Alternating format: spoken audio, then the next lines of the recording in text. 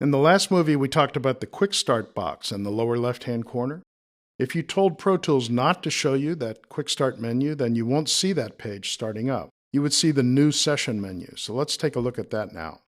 File, New Session, and I get this. So you still have the template and blank session options. What's missing is the Open Recent and just Open a Session options. Let's close this window. Those are in the File menu right under New Session. All right, it's time to import some audio now. If you're a keystroke kind of person, it's Shift-Command-I, Shift-Control-I on a PC. If you're a menu kind of person, it's in the File menu, Import Audio. You can view this page as icons, or as a list, or in the Explorer type format where you're looking at folders inside of folders inside of folders. I like the flat list myself. You're going to want to navigate to where you've stored the working files for this training title. And the file we want is called Grandfather Clock. So right now, this is empty, and this is empty. And when I click on a particular file, those fields load with information about this file. So it tells me it's a QuickTime file. That's because it's a .core audio file. It's not an AIF, and it's not a WAV. It's about a minute long. It's about 2 megabytes big.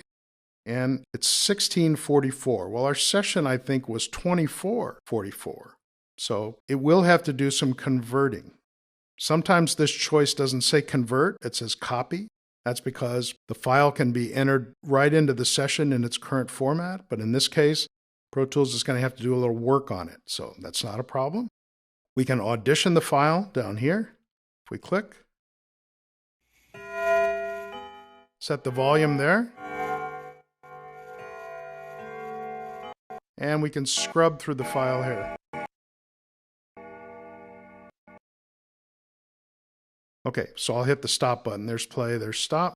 Volume here, meters here, and scrubbing here so that you can find the part of the file that you want. It's ready to import. I'll say convert. I have to move it from this side over to that side. And I do that with the convert button. There it is.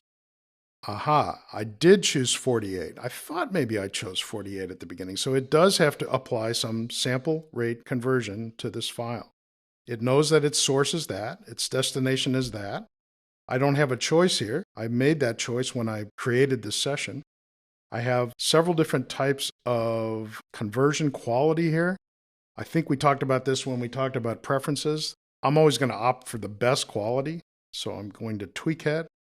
I've auditioned the file. I've told Pro Tools what to do with it. I say done, and Pro Tools always asks where to put the audio files.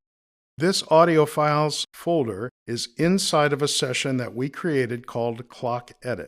And that's where you want to keep the audio for this session. So we'll say open, and I will put it on a new track at the session start. I have other options which we'll explore later on, but I want it to happen at the beginning, not later on in the piece.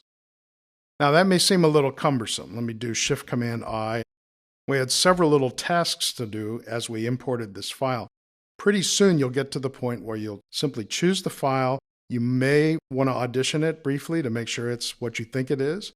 And then you'll hit Done and Open and New Track, just sort of like bing, bing, bing. It'll be a very quick process as you work with Pro Tools more. All right, let's be sure we have playback here. It sounds good. I hear sound coming out of Pro Tools. In the next movie, we'll examine this window.